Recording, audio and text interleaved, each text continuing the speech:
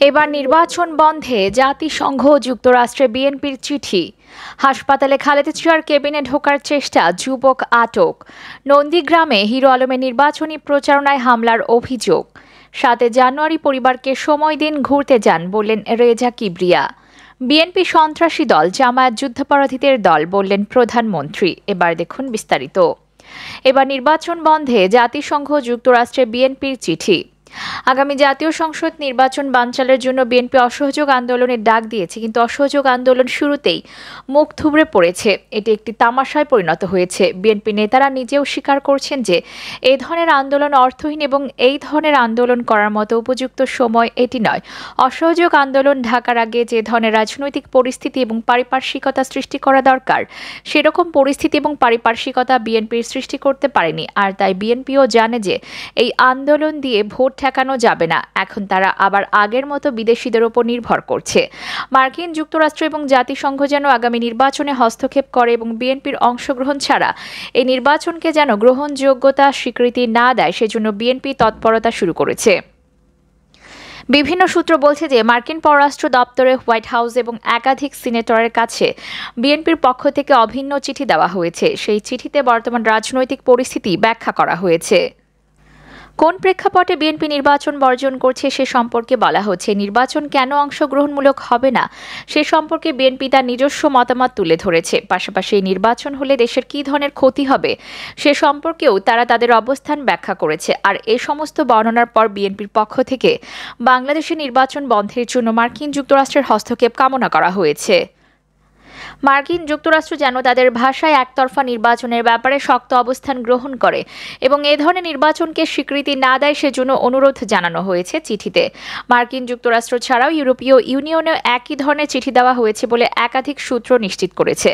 মার্কিন যুক্তরাষ্ট্র বিএনপির দুটি লবিস্ট ফার্ম কাজ করছে। লবিস্ট ফার্মকে এখন দায়িত্ব দেওয়া হয়েছে তারা যেন মার্কিন যুক্তরাষ্ট্রের সিনেটর এবং অন্যান্য নীতি নির্ধারকদের সঙ্গে কথা বলে এবং বাংলাদেশের নির্বাচনের ব্যাপারে মার্কিন যুক্তরাষ্ট্রের অবস্থান সুস্পষ্ট করে। মার্কিন যুক্তরাষ্ট্র এবং ইউরোপীয় ইউনিয়ন ছাড়াও এই লবিস্ট ফার্মগুলো জাতিসংঘেও বাংলাদেশের নির্বাচন নিয়ে প্রভাব বিস্তারের চেষ্টা করেছে। যদিও জাতিসংঘ বলছে যে কোনো দেশে নির্বাচন পর্যবেক্ষণ করা বা নির্বাচনের ব্যাপারে নাক গলানো জাতিসংঘের কাজ নয়, কিন্তু বিএনপির লবিস্ট ফার্মগুলো জাতিসংঘকে বাংলাদেশের নির্বাচন সম্পর্কে নেতিবাচক তথ্য দিয়ে জাতিসংঘ যেন বাংলাদেশের নির্বাচনের ব্যাপারে হস্তক্ষেপ করে সে ব্যাপারে তদবির চালাচ্ছে। ইতোমধ্যে জাতিসংঘের মানবাধিকার হাইকমিশনের কাছে চিঠি দেওয়া হয়েছে, যে চিঠিতে বাংলাদেশের বিরোধী দল হিসেবে পরিচিত নেতাদের গ্রেফতারের তালিকা দেওয়া হয়েছে। বিচার প্রক্রিয়ার স্বচ্ছতা নিয়ে প্রশ্ন তোলা হয়েছে। পাশাপাশি বিএনপি নেতাদের ওপর কী ধরনের মানবাধিকার লঙ্ঘনের ঘটনা ঘটেছে সে সম্পর্কে আলোকপাত করা হয়েছে এবং এ ব্যাপারে জাতিসংঘের হস্তক্ষেপ কামনা করেছে বিএনপি। অপরদিকে হাসপাতালে খালেদা জিয়ার কেবিনে ঢোকার চেষ্টা, যুবক আটক। রাজধানীর এভারকেয়ার হাসপাতালে চিকিৎসাধীন বিএনপির চেয়ারপারসন খালেদা জিয়ার কেবিনে ঢোকার চেষ্টাকালে এক যুবককে আটক করা হয়েছে। বিকালে সন্দেহভাজন হিসেবে তাকে আটক করে হাসপাতাল কর্তৃপক্ষ। এরপর তাকে পুলিশের হাতে তুলে দেওয়া হয়। পুলিশ জানায়, উদ্দেশ্যহীনভাবে হাসপাতাল চত্বরে ঘোরাফেরার সময় সুজন নামে এক যুবককে আটক করে হাসপাতাল কর্তৃপক্ষ। পরে তাকে থানায় হস্তান্তর করা হয়েছে। আটক যুবকের বাড়ি ফরিদপুর। তার বাবার নাম সোহরাব হোসেন। ঘটনা সম্পর্কে তাকে জিজ্ঞাসাবাদ করা হচ্ছে। ঘটনা প্রসঙ্গে জানতে চাইলে ঘটনাস্থলে ভাটারা থানার এসআই মনির হোসেন বলেন, আটক যুবকের উদ্দেশ্য সম্পর্কে জানার চেষ্টা করা হচ্ছে। তিনি কেন এখানে এলেন এবং কেন বা তিনি বেগম জিয়ার কেবিনে প্রবেশের চেষ্টা করছিলেন তা বোঝা যাচ্ছে না। তবে বিষয়গুলো জানার জন্য ঊর্ধ্বতন কর্মকর্তারা ঘটনাস্থলে এসেছেন। জিজ্ঞাসাবাদের পর তার বিরুদ্ধে প্রয়োজনীয় আইনগত ব্যবস্থা নেওয়া হবে। অপরদিকে নন্দীগ্রামে হিরো আলমের নির্বাচনী প্রচারণায় হামলার অভিযোগ। বগুড়া ৪ কাহালু নন্দীগ্রাম আসনের বাংলাদেশ কংগ্রেস মনোনীত প্রার্থী আশরাফুল হোসেন ওরফে হিরো আলম ডাব প্রতীক নির্বাচনী প্রচারণায় হামলার অভিযোগ পাওয়া গেছে। শনিবার সন্ধ্যা 5:45টার দিকে নন্দীগ্রাম উপজেলার মুরাদপুর বাজারে হামলার ঘটনা ঘটে। নৌকা প্রতীকের কর্মী সমর্থকেরা এই হামলা করেছে বলে হিরো আলম অভিযোগ করেছেন। হিরো আলম বলেন, বিকেলে 14-15 জন কর্মী সমর্থক নিয়ে তিনি নন্দীগ্রামের মুরাদপুর বাজারে ডাব প্রতীকের প্রচারণা গণসংযোগ চালাতে যান। এ সময় নৌকার সমর্থকেরা হিরো আলমের প্রচারণায় বাধা দেন। এ নিয়ে বাগবিতণ্ডা হলে সাদেক নূর ও জাহিদ হাসানের নেতৃত্বে নৌকার সমর্থকেরা তার উপর লাঠিসোঁটা নিয়ে হামলা চালান। এ সময় নৌকার সমর্থকেরা ডাব প্রতীকের একজন কর্মীর মুঠোফোন কেড়ে নেন। হিরো আলম দাবি করেন হামলাকারীরা আওয়ামী লীগ যুবলীগের নেতা কর্মী। এ ব্যাপারে নন্দীগ্রাম উপজেলা আওয়ামী লীগের সাধারণ সম্পাদক ও নন্দীগ্রাম পৌরসভার মেয়র আনিসুর রহমান বলেন, জাহিদ ও সাদেক নূর নৌকার কর্মী, তবে আওয়ামী লীগের কেউ নন। তারা জাসদের লোক। কেন্দ্রীয় আওয়ামী লীগ থেকে জাসদের প্রার্থী রেজাউল করিমকে নৌকা প্রতীক দেওয়া হয়েছে। আওয়ামী লীগের চেয়ে এখন তার লোকজনের দাপটি বেশি। দলীয় নেতাকর্মীদের আওয়ামী লীগের সিদ্ধান্তের বাইরে যাওয়ার সুযোগ নেই। আওয়ামী লীগ নিজেদের মতো করে নৌকার প্রচারণা চালাচ্ছে। জাসদের কেউ আওয়ামী লীগের নাম ভাঙিয়ে কোনো প্রতিদ্বন্দ্বী প্রার্থীর ওপর হামলা করলে কিংবা প্রচারণায় বাধা প্রদান করলে তার দায় দল নেবে না। হামলাকারী চিহ্নিত করে ব্যবস্থা নেওয়ার দায়িত্ব প্রশাসনের। গত বৃহস্পতিবার প্রচারণা শুরুর আগে বগুড়ার পুলিশ সুপার সুদীপ কুমার চক্রবর্তীর সঙ্গে দেখা করেন হিরো আলম। এ সময় কাহালু নন্দীগ্রামে প্রচারণার সময় যে কোনো ধরনের অপ্রীতিকর ঘটনা ঘটলে পুলিশ যেন সহযোগিতা করে, এজন্য সহযোগিতা চান। জানতে চাইলে নন্দীগ্রাম থানার ভারপ্রাপ্ত কর্মকর্তা ওসি আজমগীর হোসেন বলেন, হিরো আলমের উপর হামলার অভিযোগ পেয়ে তাৎক্ষণিকভাবে ঘটনাস্থল পরিদর্শন করেছি।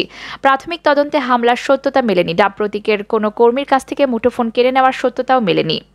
হিরো আলম নির্বাচনী প্রচারণা চালাতে নন্দীগ্রামে আসছেন, সেই তথ্য আগে থেকে পুলিশকেও জানায়নি। ওসির দাবি, হিরো আলম নির্বাচনী কভারেজ পাওয়ার জন্য হামলার মিথ্যা অভিযোগ তুলেছেন।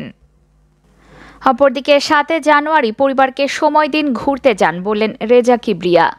আগামী 7 জানুয়ারি ভোট না দিয়ে পরিবারকে সময় দিন, পরিবার নিয়ে ঘুরতে যাওয়ার আহ্বান জানিয়েছেন গণ অধিকার পরিষদের একাংশের আহ্বায়ক রেজা কিবরিয়া। জাতীয় প্রেস ক্লাবের সামনে 7 জানুয়ারি ভোট বর্জনের দাবিতে গণ অধিকার পরিষদ আয়োজিত এক বিক্ষোভ সমাবেশে তিনি এই আহ্বান জানান। ভোটের নামে সরকার নতুন এক নাট্যমঞ্চের আয়োজন করতে যাচ্ছে উল্লেখ করে রেজা কিবরিয়া বলেন, সরকার জনগণকে ভোট কেন্দ্রে নিতে নানা ভয়ভীতি দেখাচ্ছে। ভয়ভীতি দেখালে পরিণতি ভালো হবে না। গণ অধিকার পরিষদের ভারপ্রাপ্ত সদস্য সচিব ফারুক হাসান বলেন, আগামী 7 জানুয়ারি ফেলানী হত্যা দিবস। সেই দিনে এই সরকার ভোট জনগণ রুখে দেবে। সরকারকে লাল কার্ড দেখানোর আহ্বান জানিয়ে তিনি বলেন, এই সরকারকে আর কোনো সহযোগিতা করা হবে না। সমাবেশে আরও বক্তব্য দেন গণ অধিকার পরিষদের নেতা তারেক রহমান সহ আরও অনেকেই। অপরদিকে বিএনপি সন্ত্রাসী দল, জামায়াত যুদ্ধাপরাধীদের দল বললেন প্রধানমন্ত্রী। বিএনপিকে সন্ত্রাসী দল ও জামায়াতকে যুদ্ধাপরাধীদের দল বলে আখ্যায়িত করেছেন আওয়ামী লীগ সভাপতি ও প্রধানমন্ত্রী শেখ হাসিনা। তিনি দেশের চলমান উন্নয়নের ধারা অব্যাহত রাখতে বিএনপি জামায়াতের কাছ থেকে দেশকে মুক্ত রাখতে জনগণের প্রতি আহ্বান জানিয়েছেন। আসন্ন জাতীয় সংসদ নির্বাচনের প্রচারণায় অংশ নিয়ে 6 জেলায় আওয়ামী লীগ আয়োজিত নির্বাচনী জনসভায় প্রধান অতিথির বক্তব্য শেখ হাসিনা এই আহ্বান জানান। প্রধানমন্ত্রী শেখ হাসিনা বলেন, বিএনপি রাজনৈতিক দল নয়, সন্ত্রাসী দল। আর জামায়াত যুদ্ধাপরাধীদের দল। বাংলাদেশের চলমান উন্নয়নকে সচল রাখার জন্যই বিএনপি জামায়াত উভয়ের হাত থেকে দেশকে মুক্ত রাখতে হবে। এ সময় উন্নয়নের ধারা অব্যাহত রাখার জন্য তার দলের নির্বাচনী প্রতীক নৌকায় ভোট প্রত্যাশা করেন প্রধানমন্ত্রী। আওয়ামী লীগ সভাপতি বলেন, সন্ত্রাসী ও যুদ্ধাপরাধীদের কাছ থেকে দেশকে মুক্ত রাখতে হবে, তাহলেই দেশে উন্নয়নের ধারাটা অব্যাহত থাকবে। অবাধ, সুষ্ঠু, নিরপেক্ষ, অংশগ্রহণমূলক নির্বাচনের ওপর গুরুত্বারোপ করে শেখ হাসিনা বলেন, দেশে উন্নয়নের ধারাটা তখনই অব্যাহত থাকবে যখন নির্বাচনটা সুষ্ঠু হবে।